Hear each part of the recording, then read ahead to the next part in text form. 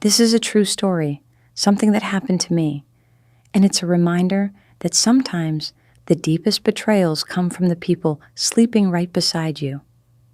The heavy polished silver of the locket felt cool and final in my palm.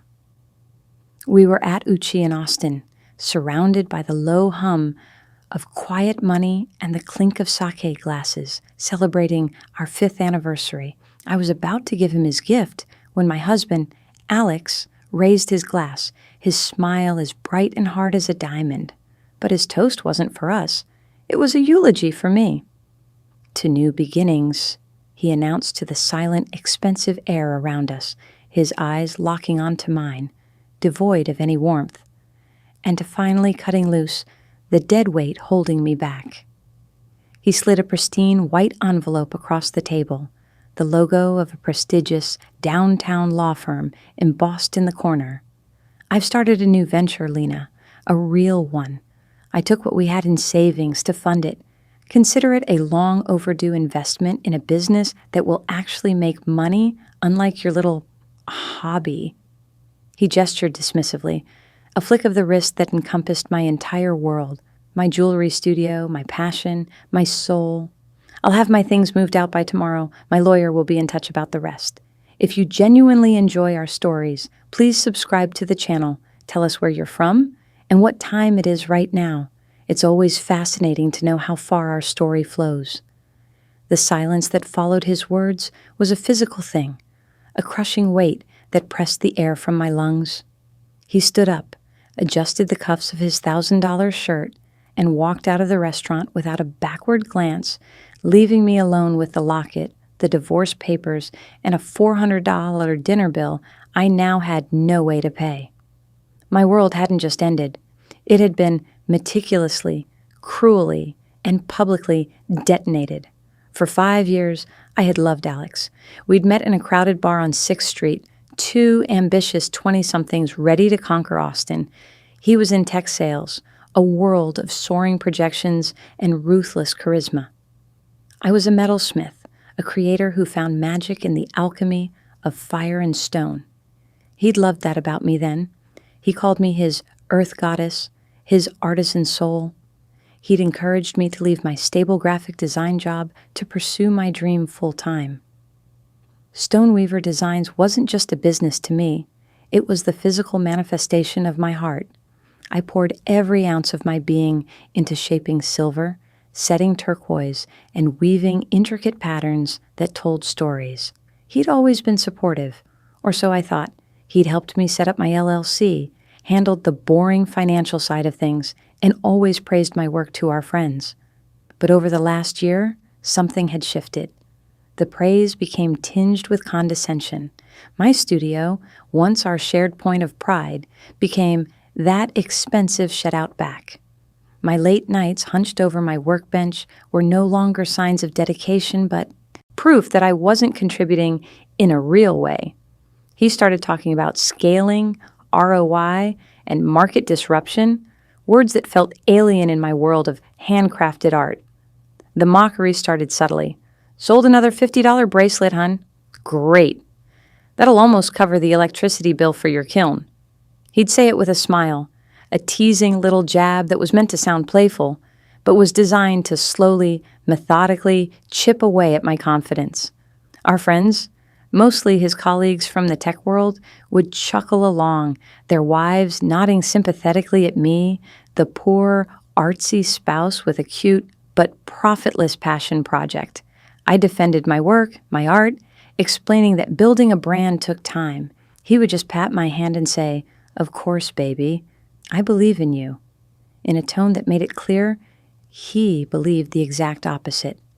Now, sitting in the ruins of that anniversary dinner, the last 5 years of my life replayed in my mind, but this time, the movie was a horror film. Every condescending joke, every dismissive comment, every supportive word that was actually a veiled insult clicked into place. This wasn't a sudden decision. This was a long, calculated campaign of psychological warfare designed to break me down so that when he finally delivered the killing blow, I would be too weak to fight back. He had been planning this for months, maybe even a year. He had watched me pour my heart and soul into Stoneweaver, all the while knowing he was going to burn it to the ground and use the ashes as fertilizer for his own ambition. The locket in my hand suddenly felt like it weighed 1,000 pounds. I had spent over 40 hours on it, shaping it from a single ingot of sterling silver, engraving it with a tiny, intricate map of the stars on the night we first met. It was the most personal, meaningful thing I had ever made, and he had treated it, and me, like trash to be discarded on his way to something bigger and better. The humiliation was a hot, searing flame in my chest. But as I sat there, stranded and shattered in a temple of haute cuisine, a different feeling began to smolder beneath the pain. It was cold, it was hard, and it was heavy. It was resolve. He thought he had cut loose dead weight. He had no idea he had just unleashed a storm. I finally managed to get up and walk to the front, my legs shaking. I explained the situation to the hostess, my voice barely a whisper. I had to leave my driver's license as collateral until I could come back the next day to pay the bill. The walk of shame out of that restaurant, past the curious glances of other diners, was one of the longest of my life. The valet handed me the keys to my beat-up Honda, a stark contrast to the parade of Teslas and BMWs lining the curb. Alex, of course, had taken the Audi. Driving home to the small craftsman house in South Austin we had bought together felt like navigating a foreign landscape. Every street corner held a memory, now tainted. This was where we'd stopped for tacos on our first date. That was the park where he'd proposed. Here was the hardware store where we'd spent a whole Saturday arguing playfully over paint colors for the living room. It was all a lie. The key slid into the lock, and the moment I stepped inside, the emptiness hit me. It wasn't just quiet, it was hollowed out. His presence, which had once filled every room, was now a gaping void. I walked through the house in a daze. His closet was half empty, the expensive suits and rows of sneakers gone. His side of the bathroom counter was wiped clean, save for a single stray drop of his ridiculously expensive cologne, a ghostly scent of betrayal. He had been packing for days, right under my nose, and I had been too busy, too trusting, too stupid to notice. I collapsed onto our bed, the bed we had shared just that morning, and for the first time, I let myself break. Sobs tore through me, ugly, guttural sounds of a heart being ripped apart. It wasn't just the loss of my husband, it was the obliteration of my reality. The man I had built my life with was a stranger, a monster wearing a familiar face. I had been his fool, his placeholder, the supportive little wife who kept the home fires burning while he sharpened his knife in the shadows. He had called my business a hobby. That word echoed in my skull. A hobby. I thought of the burns on my fingers from my torch, the silver dust permanently embedded under my nails, the nights I'd worked until 3 a.m. to meet a deadline for a custom order. I thought of the tears of joy I'd shed when a customer sent me a photo of herself wearing my earrings on her wedding day. A hobby. The word was a poison dart, and it had found its mark. The next morning I woke up with puffy eyes and a fierce, burning headache. The divorce papers were still on the nightstand, a stark white monument to my ruin. I forced myself to look at them. Standard boilerplate legal language, cold and impersonal. But then I saw the financial disclosures section. It was blank. Alex's lawyer was to provide them later. My heart hammered against my ribs. Alex handled all our finances. It was one of the ways he took care of me. I had my own business account for Stoneweaver, but our main savings, our investment portfolios, our joint checking, that was all his domain. I trusted him completely. I logged into our joint bank account, my hands trembling as I typed the password. I braced myself for it to be low. I wasn't prepared for what I saw. Zero. Not just zero. It was negative. Overdrawn by $500. I clicked through the transaction history. A single wire transfer made 2 days ago for the entire balance, over $70,000, to a new corporate entity I'd never heard of, Apex Innovations, LLC. My blood ran cold. That was our life savings. Our down payment for a bigger house, our emergency fund, the money we'd earmarked for starting a family. It was all gone. Panic, raw and electric, shot through me. I scrambled to check our other accounts. The investment portfolio Alex managed, liquidated. The home equity line of credit, maxed out. It was a systematic, ruthless gutting of our entire financial life. He hadn't just taken his half. He had taken everything. I stumbled out to my studio in the backyard, the one place that was truly mine. The morning light streamed through the windows, illuminating the organized chaos of my workbench. Pliers and hammers hung in neat rows, spools of silver wire glinted, and rough, uncut stones weighted in wooden trays like sleeping jewels. This was my sanctuary, but a thick manila envelope was taped to the door. My name was scrawled on it in Alex's sharp, arrogant handwriting. Inside was a stack of documents. They weren't from his lawyer. They were from a commercial lending company. Loan agreements, default notices, and my signature, or a frighteningly accurate forgery of it, was on every single one. Alex had taken out a series of high-interest business loans over the past 6 months, using my Stoneweaver Designs LLC, my brand, my creation, as the collateral. The total was staggering. Nearly $100,000. He had leveraged my useless hobby to the hilt, bled it dry for his own venture, and then structured it so the debt would fall entirely on me. I sank to the floor of my studio, the cold concrete pressing against my skin. He hadn't just left me. He had buried me. He had shackled me with a mountain of debt so high I would never be able to climb out. His plan was diabolical in its cruelty. He hadn't just wanted a divorce. He wanted to ensure I would be so crippled, so utterly destroyed, that I could never possibly recover, never be a threat, never be anything more than the failure he had told me I was. In that moment, staring at the forged signatures that had signed away my future, the last of my tears dried up. The grief in my heart didn't disappear, but it crystallized. It hardened into something sharp and unbreakable, like a diamond formed under immense pressure. He had made a fatal miscalculation. He thought he was dealing with a fragile artist. He forgot that the same hands that could shape delicate silver could also forge steel. And I would not break. I would not be buried. He wanted a war. He was about to get one. But I wouldn't fight it with lawyers and shouting matches.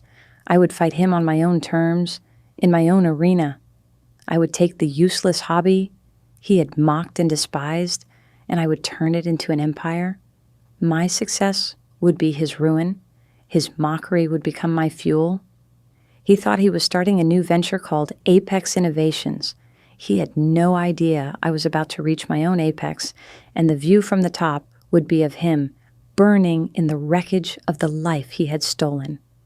The first call I made was to a lawyer, not a flashy divorce attorney from a downtown high-rise, but a scrappy bulldog of a woman named Maria Flores, who worked out of a 8-hour small office in East Austin and specialized in financial fraud. I found her through a women's small business network. Her website said, "I fight for the underdog." I was about as underdog as it gets. I sat across from her, my box of documents laid out between us, and told her everything. She listened intently, her expression grim, occasionally stopping me to ask a sharp, incisive question. When I finished, she leaned back in her chair and looked at me, her eyes full of a fire that mirrored my own. "He's a special kind of monster, isn't he?" she said, her voice low. "The forgery is blatant, but proving it will be a fight. He'll claim you knew, that you were a willing participant.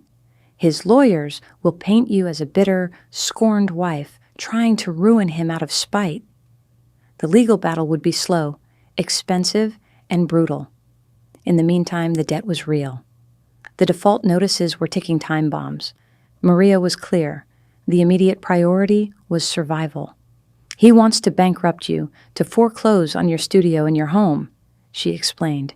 "He's counting on you collapsing. You cannot let that happen." Leaving her office, I felt a sliver of hope, but it was overshadowed by the sheer, crushing weight of my reality. The foreclosure notice for the house arrived a week later. The beautiful craftsman we had poured our hearts into was now just an asset to be seized. I had 30 days. The calls from creditors started, a relentless, daily barrage of demands for money I didn't have. They were vultures, circling a dying animal, and Alex had been the one to wound me and leave me in the desert. His new life, meanwhile, was flourishing. His tech startup, Apex Innovations, was suddenly the talk of the Austin tech scene. He had developed some kind of AI-driven logistics software, and he was a master of hype. An article popped up in Austin Innovators magazine featuring a glossy photo of him, smiling his perfect predatory smile. He was quoted talking about disrupting the supply chain and taking calculated risks. The article mentioned his new partner, both in business and in life, a sleek, high-powered marketing executive named Monica Vance. There was a picture of them together at a launch party, Alex's arm possessively around her waist, both of them holding champagne flutes, looking invincible. She was everything I wasn't, polished, corporate, sharp-edged, the perfect accessory for the man he was pretending to be. They were celebrated. They were powerful. They were untouchable. I was invisible, drowning in his fraudulent debt. Every time I saw his face online or heard his name mentioned, it was like a physical blow. He had built his shining new castle on the foundations of my ruin, and the world was applauding him for it. The smugness radiated from him. I could feel it through the screen. He knew I was struggling.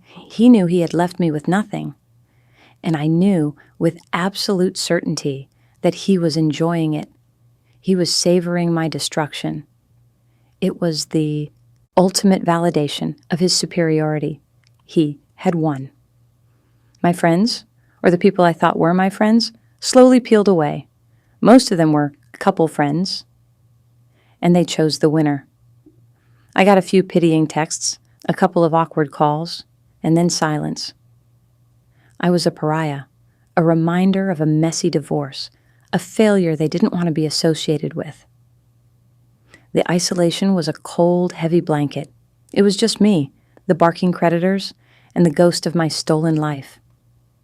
My studio, once my sanctuary, started to feel like a prison. The beautiful stones seemed to mock me. The tools felt too heavy in my hands. The creative spark that had always burned so brightly within me was fading to a dull ember. I was weeks away from losing my home, my business, everything. Alex had engineered the perfect prison for me, a cage made of debt and despair. For a few dark days, I let myself believe he was right. I was a failure. My art was a joke. I was nothing without him. I was sitting on the floor of my studio, surrounded by packing boxes, getting ready to sell off my equipment, my rolling mill, my torch, my casting setup. Each piece of equipment represented a dream, a sacrifice. Selling them felt like selling off pieces of my own body. My hands were trembling as I wrapped my favorite chasing hammer in bubble wrap. It had a smooth, worn wooden handle that fit my palm perfectly. I had forged thousands of pieces with it. Giving it up felt like a final, soul-crushing defeat. My gaze fell upon a small, velvet-lined tray on my workbench. In it lay a single, uncut stone. It was a piece of Kingman turquoise, a brilliant blue shot, through with a matrix of golden pyrite. It was rough, unpolished, but vibrated with a raw, wild beauty. My grandmother, a tough-as-nails Arizona woman who had been a rock hound her whole life, had given it to me just before she passed away. "Never let anyone tell you what a thing is worth," she had told me, pressing the stone into my hand. "Its value is in the story it holds and the strength it takes to bring its beauty to the light. I picked up the stone, its rough texture a comfort against my skin. The golden pyrite veins looked like lightning trapped in a summer sky. Strength. Story. The words echoed in my head. Alex had tried to erase my story, to assign me a value of 0. He had tried to break my strength. In that moment, holding that piece of my grandmother's legacy, something inside me shifted.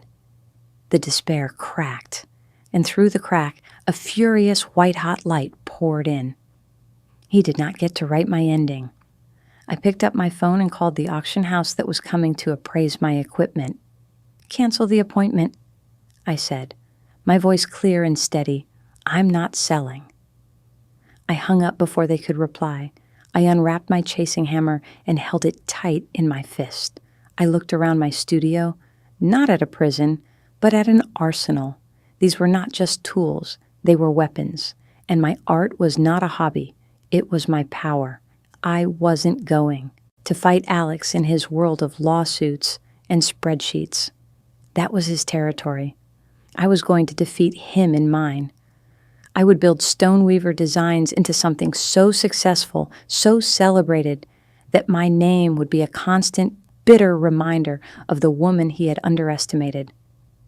My success would not just be the best revenge, it would be the only revenge that mattered. It would be his public and permanent humiliation. I picked up a block of silver and fired up my torch. The flame roared to life, a small, defiant sun in the darkness of my studio. And I began to create.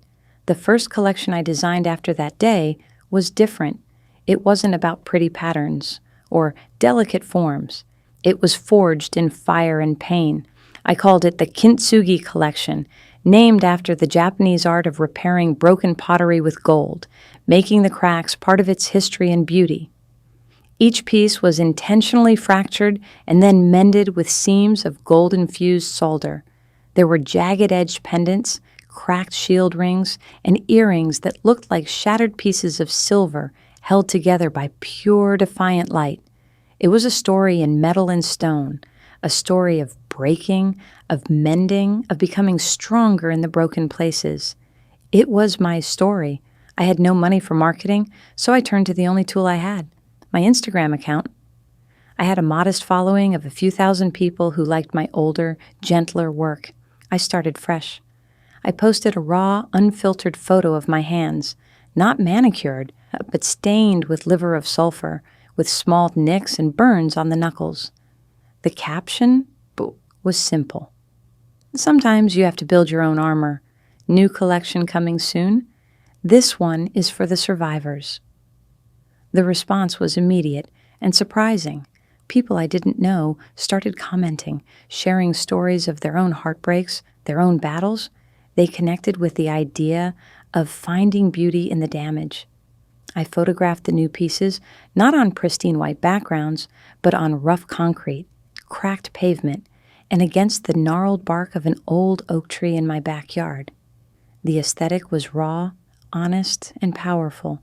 I told the story of kintsugi, of resilience, of embracing imperfection. I never mentioned Alex. I never breathed a word about the betrayal. The story was bigger than him. It was about the universal experience of falling apart and putting yourself back together. When I finally listed the first 10 pieces of the collection on my website, they sold out in under an hour. It wasn't a lot of money, just enough to make a payment to the most aggressive creditor and keep my lights on for another month. But it was more than money. It was a signal, a proof of concept. There was a hunger for what I was creating. I reinvested every single dollar back into materials and poured all my energy into the studio. I worked 18-hour days, fueled by black coffee and a burning need to prove him wrong. I expanded the collection, introducing a pendant called the E Unbreaking, a solid, hammered silver disc with a single brilliant crack filled with gold running through it. It became my signature piece. My tiny corner of the internet started to grow. An Austin-based fashion blogger with a decent following stumbled upon my page and wrote a post titled, "The Jewelry Brand That's Making Scars Beautiful." That post sent a new wave of customers to my site. The unbreaking pendants started selling faster than I could make them. I was still living on the edge, juggling payments and staving off foreclosure. But for the first time in months, I felt a flicker of momentum. I was building something. Every sale felt like a small victory, a single stone laid in the foundation of my new life. One afternoon, I got an email with the subject line, "South Congress Artisan Market Inquiry." It was one of the most popular and competitive markets in Austin, a juried event that drew huge crowds every weekend. Getting a spot there was a dream for local artisans. On a whim, I had submitted an application weeks earlier, sending photos of the Kintsugi collection, not expecting to hear back.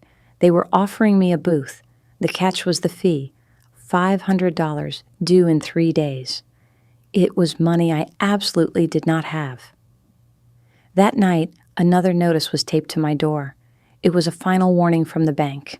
The auction of my house was scheduled. The date was exactly 1 month away. Staring at that notice, the fear was so intense, it was paralyzing. $500 might as well have been $5 million. I was so close to making something work, but the walls Alex had built were closing in. I could feel my resolve starting to fray. It was one thing to have a creative vision. It was another to fight a war of attrition against a mountain of debt designed to crush you. For a moment, I considered giving up. I could sell the house, declare bankruptcy, and just walk away from the whole mess. But then I thought of his smug, smiling face in that magazine, his arm around his new, upgraded life. I thought of him toasting to cutting loose the dead weight. No, I would not let him win. I walked into my studio, took the most valuable piece of turquoise I owned, a rare, spider-webbed stone I had been saving for something special, and set to work. I created a one-of-a-kind statement necklace, a masterpiece of intricate silver work and raw, powerful beauty. I listed it on my website as a 24-hour auction. "To fund a dream," the description read. The bidding started slow, but then the blogger who had featured me shared it with her followers. Other Austin creatives picked it up. A frantic last-minute bidding war erupted. The final price was over $2,000, enough to pay for the market, enough to keep the bank at bay for a few more precious weeks, and enough to prove that I was not alone in this fight. The following weekend, as I set up my booth on South Congress Avenue under the hot Texas sun, a sense of nervous excitement buzzed through me. This was my chance to step out from behind the screen and connect with people in the real world. My display was stark and simple, black velvet cloths draped over wooden blocks, letting the fractured, golden-seamed jewelry tell its own story. As the crowd started to flow, a woman stopped at my booth. She was impeccably dressed, with sharp eyes that scanned my collection with an intense, professional focus. She picked up one of the unbreaking pendants, turning it over and over in her fingers. "This is a powerful concept," she said, her voice thoughtful. "Who are you?" I introduced myself, and we talked for nearly half an hour. She was a lead stylist for a new prestige drama series that was filming in and around Austin. She told me the main character was a complex, resilient woman, a district attorney who had survived a brutal attack and was fighting her way back. "Your work," she said, her eyes meeting mine, "it's her story. It's the armor she would wear." She bought 3 pieces on the spot and asked if I'd be willing to design a custom necklace for a pivotal scene in the season finale. I felt my knees go weak. A prime-time television show, a character millions of people would see. It was the kind of exposure I couldn't have dreamed of, the kind of break that could change everything. As she walked away, leaving me with her business card and a dizzying sense of possibility, I caught a glimpse of a car slowing down on the street. It was a sleek, black Audi. the same model as Alex's. And behind the wheel, I saw him. He was with Monica. They must have been driving down South Congress for a weekend brunch. He glanced over at the market, a look of bored indifference on his face, and for a split second, his eyes met mine. He didn't recognize me at first, and then a slow, dawning comprehension followed by a smirk, a pitying, condescending little smile that said it all. Look at you, still sitting in the dirt, selling your little trinkets at a flea market. He shook his head almost imperceptibly and sped away, leaving me in a cloud of exhaust and humiliation. But this time, the shame didn't stick. I looked down at the stylist's card in my hand, then at the line of customers now forming at my booth. A cold, fierce grin spread across my face. He had no idea what was coming. He thought he was looking at my rock bottom. He was actually witnessing my launch pad. The next few months were a blur of frenetic energy. I worked with the show's stylist, a woman named Isabella, to design the custom piece for the season finale. We called it The Verdict. It was a bold, asymmetrical necklace featuring a shard of obsidian, a stone known for protection and for revealing truth, held in a jagged silver setting that looked like a lightning strike. The entire process was surreal. I was signing contracts, looking at continuity photos, and discussing character arcs, all while still dodging calls from debt collectors.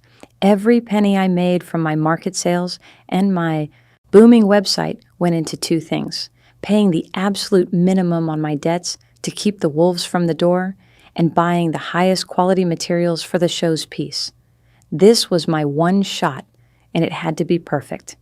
Meanwhile, Alex's world continued to ascend. Apex Innovations secured a second round of funding, this time from a major venture capital firm in Silicon Valley. There was another article, this one in a national tech journal, hailing him as a visionary and a disruptor. The photos were even glossier, the quotes even more arrogant. He and Monica were the new tech power couple, attending galas, giving talks, and living a life of curated, Instagram-perfect success. He was flying so high, he probably never even thought about me. And if he did, it was with the detached pity one might feel for a stray dog seen on the side of the road. That was exactly what I wanted. I needed him to forget I existed. I needed him to be completely blind to the tidal wave that was gathering force just off his coast. Maria, my lawyer, was making slow, painstaking progress. We had hired a forensic handwriting expert who confirmed the signatures on the loans were forgeries. We were building a case, but it was a long, expensive process.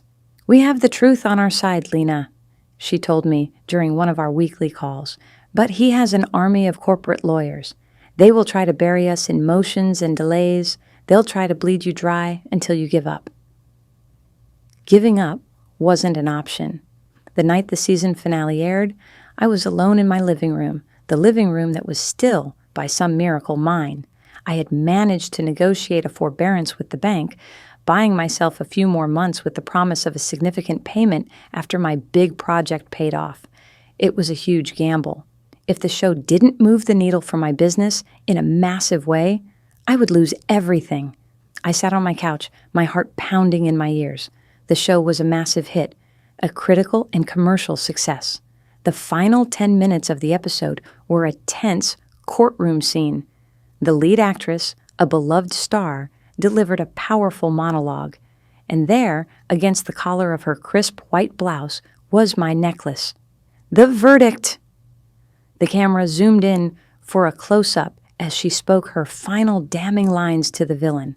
For a full 30 seconds, my creation was the center of a shot that would be seen by millions of people. It looked magnificent, fierce, and beautiful, a piece of dark armor that seemed to pulse with the character's strength.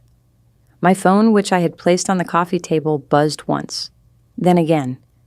Then it began to vibrate uncontrollably, a frantic, ceaseless hum against the wood. I looked at the screen.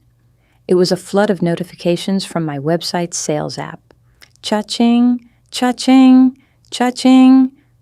Cha-ching! It sounded like a slot machine hitting the jackpot, over and over again. My laptop was open next to me, the analytics page for my website pulled up. The number of active users on the site, usually around 10 or 15, ticked past 100, then 500, then 1,000, 2,000, 5,000. A graph showing real-time traffic shot straight up, a vertical green line that looked like an electrocardiogram gone wild. The unbreaking pendants sold out. Then the entire kintsugi collection sold out. The custom order form on my site crashed from the volume of requests. It was a deluge, a flash flood of attention and commerce that was beyond anything I could have possibly imagined. My little hobby had just gone viral on a national scale. By midnight, I had made more money in 3 hours than I had in the previous 3 years combined. Enough to pay off a huge chunk of the fraudulent debt Alex had saddled me with. Enough to pay Maria's retainer for the next year.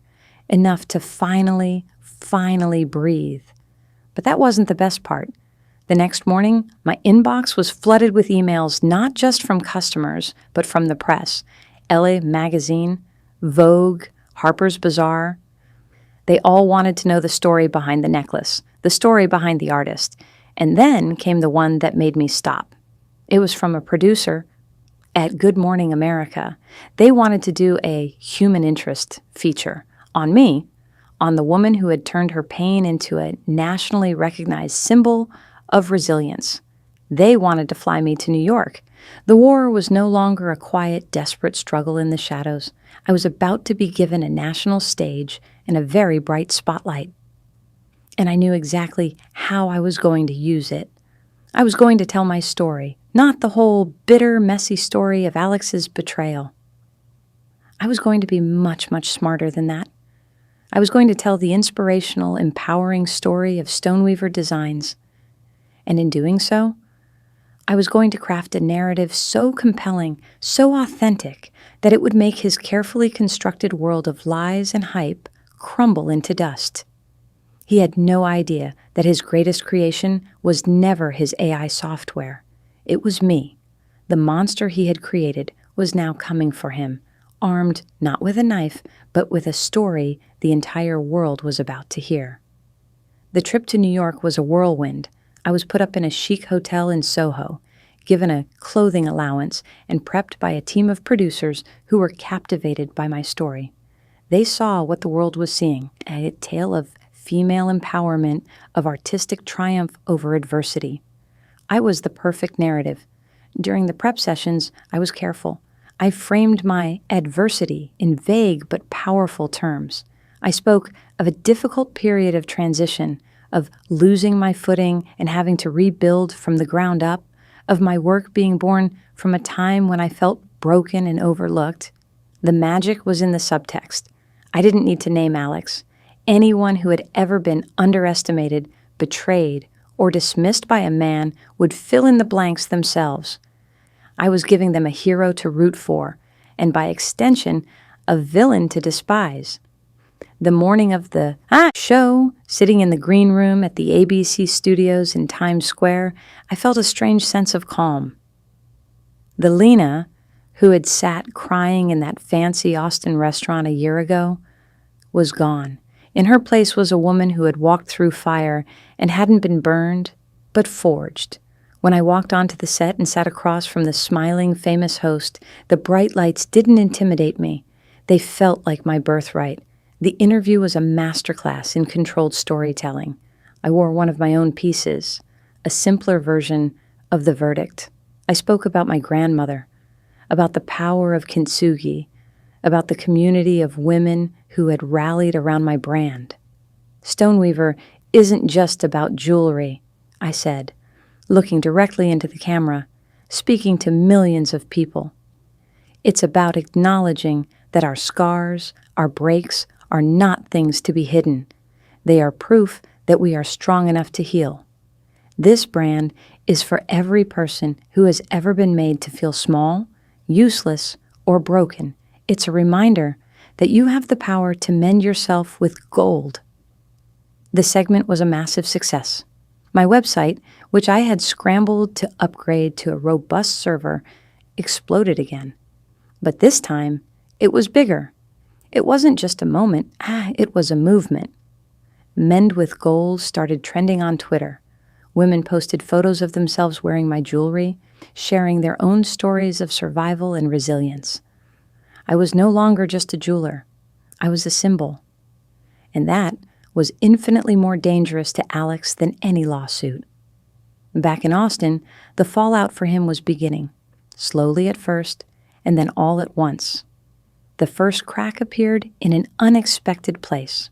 A local Austin business journal, wanting to piggyback on the national story, decided to do a hometown hero profile on me. The journalist, a sharp young woman, did her due diligence. She dug into my LLC filings, and there she found the public records of the loans, the massive, high-interest loans that had been taken out against my small artisan business. It was a detail that didn't quite fit the tidy narrative of a little Etsy shop turned overnight sensation. She called me and asked about them. Maria and I had decided on a strategy for this exact scenario. My response was polite but firm.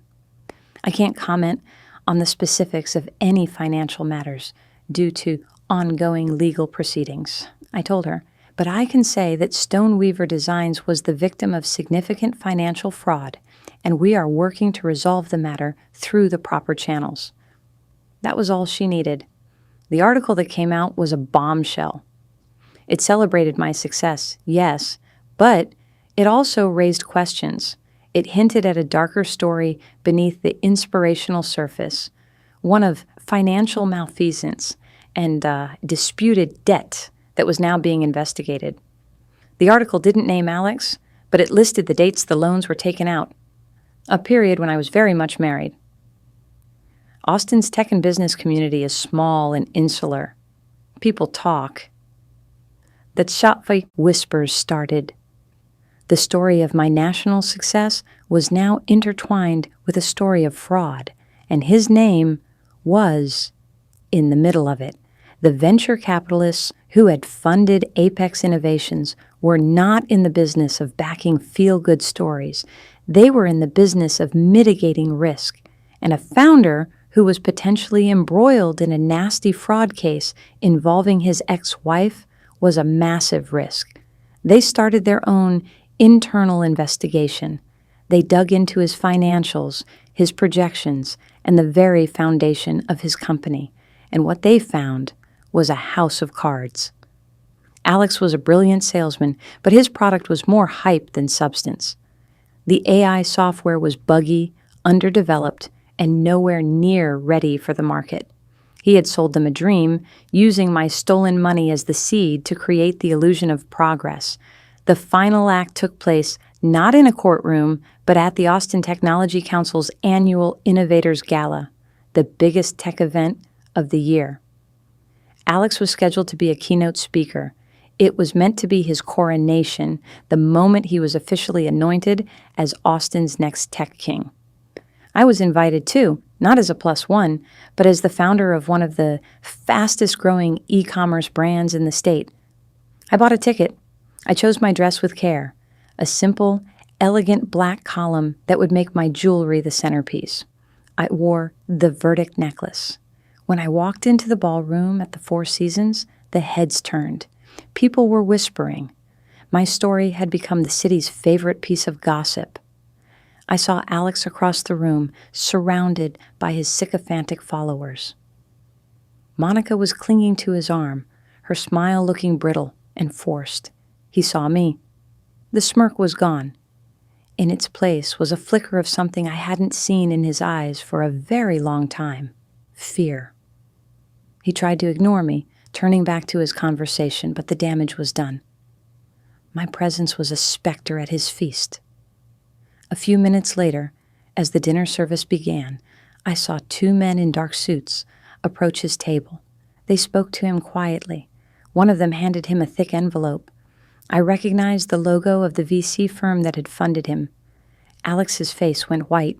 He and Monica stood up abruptly and were escorted out of the ballroom through a side exit. The keynote speaker slot was quietly filled by someone else. The next day, the news broke.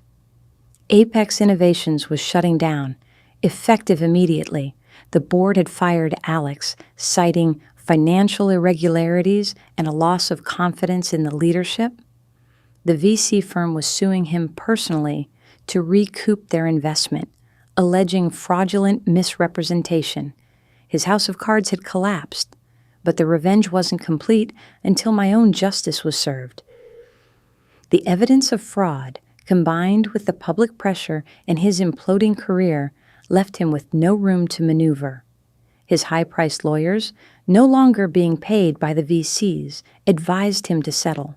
He signed a full confession of the fraud and forgery to avoid criminal charges.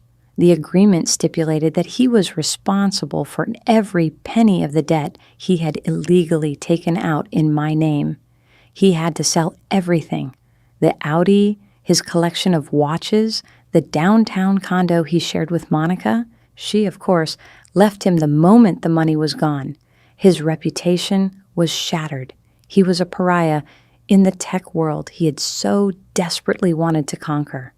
The last time I saw him, I was driving through a quiet neighborhood on my way to a meeting with a buyer from Neiman Marcus. He was walking out of a drab, low-rise apartment building, carrying a box of what looked like office supplies. He had lost weight. His expensive suit was gone, replaced by worn jeans and a faded t-shirt. He looked small, insignificant, and utterly defeated. He looked up and saw my car, saw me behind the wheel. There was no anger in his eyes, no hatred. There was just a hollow, empty recognition of his own ruin. He had tried to mock my useless business into oblivion, but in the end, it was my business that was being featured in national department stores, while he was on his way to a temp job. I didn't slow down. I didn't gloat. I just kept driving toward my future, leaving him to fade into my rearview mirror like a bad memory.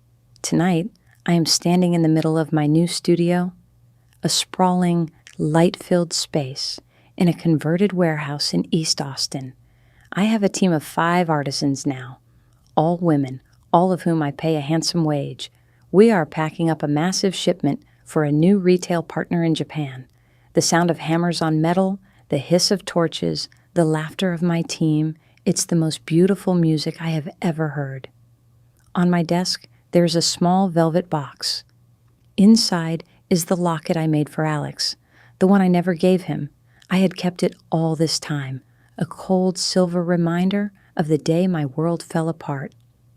I pick it up, walk over to the large industrial furnace we use for casting, and without a moment's hesitation, I drop it into the crucible of molten silver. It vanishes instantly, consumed by the shimmering liquid metal, erased. Its story is over. A new one is being forged. The end.